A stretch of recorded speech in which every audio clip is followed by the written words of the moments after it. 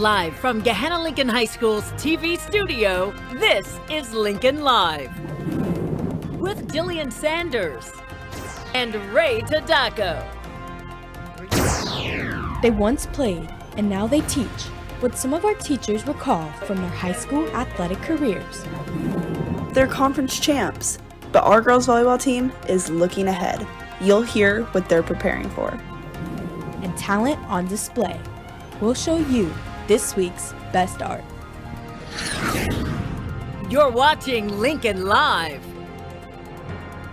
Happy Wednesday, Lincoln. I'm Jillian Sanders. And I'm Ray Tadako. Hey, Jill, you know what makes our lives a little easier? Yes, I do. It's our pronouns. Today is International Pronoun Day, which is impactful because it serves as part of many students, staff, and teachers' identities. It's important you treat others with respect by calling them by the right pronouns. Exactly. Ray and I go by she, her, but that doesn't mean everyone else does. We caught up with Mr. Wagner to tell us more about today's significance. So October is LGBTQ plus History Month, which is important for us to recognize our heritage, the successes going all the way back to Stonewall, and how much we progressed as a society, but also a reminder that we still have work to do. So days like National Pronoun Day is important for us to just take time to recognize all identities and all walks of life. And my pronouns are he and him. Pronouns are a really important thing for people to respect because it's part of who we are. It also provides a safe space for people to identify safely. And the more that we normalize it and make it a part of our day-to-day life, the easier it is for people who may identify as something that may not be outwardly presenting to also feel comfortable in their own skins. So I wear my pronouns on my lanyard so that people don't have to assume.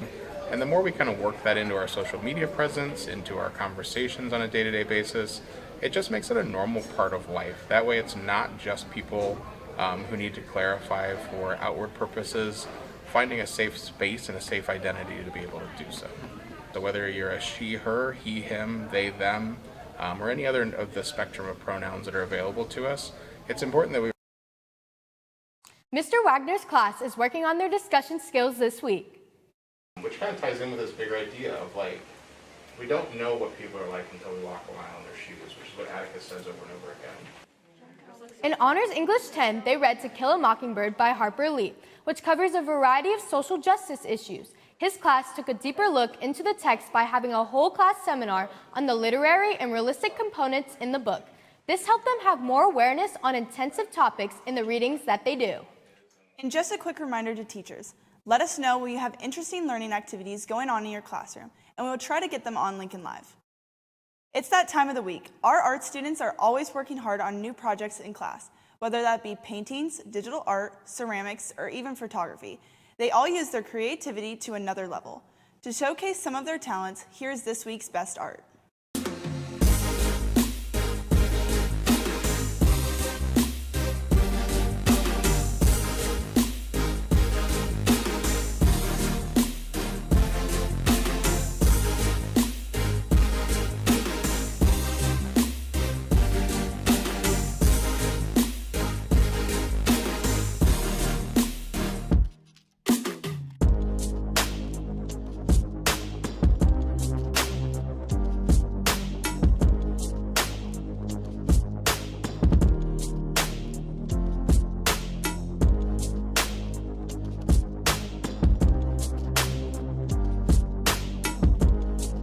Thanks, guys. Jill, have you ever wondered what your teachers were like back in high school? Definitely. Sometimes I wonder if they were involved in any clubs, plays, band, and especially if they played sports. Well, you're in luck because our Juju Grubich got to talk to a few teachers to find out about their high school athletic experience and how it shaped them into who they are today.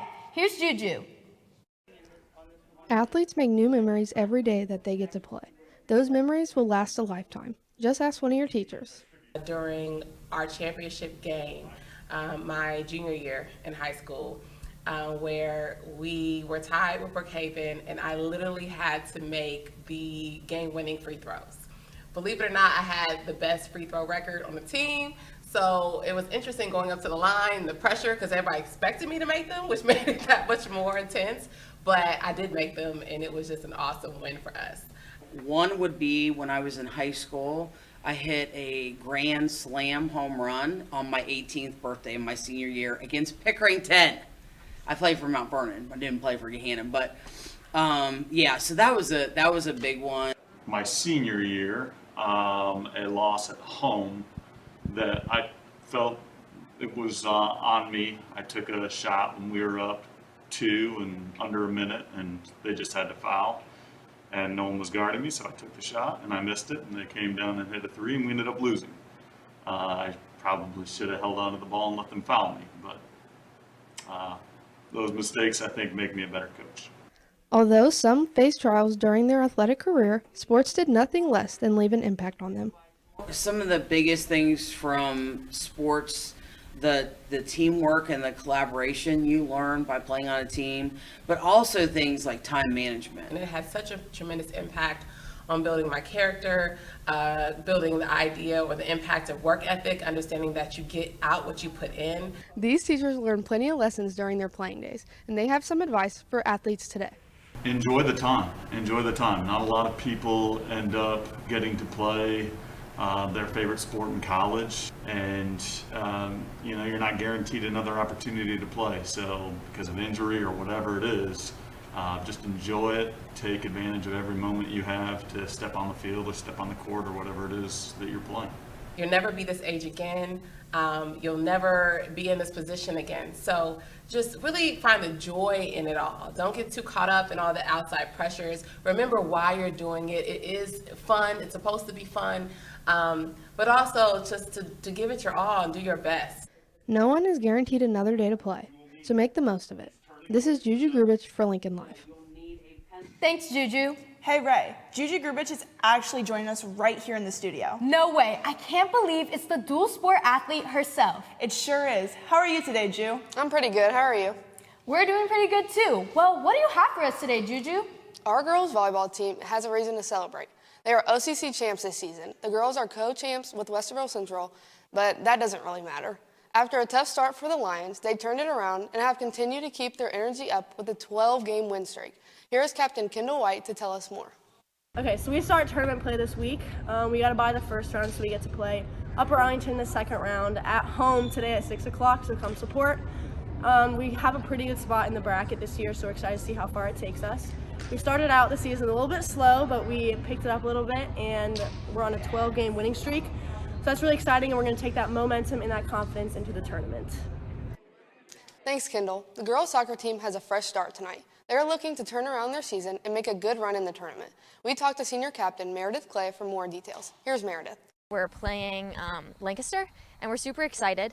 It is win or go home, so it's kind of lit a fire under us at practice.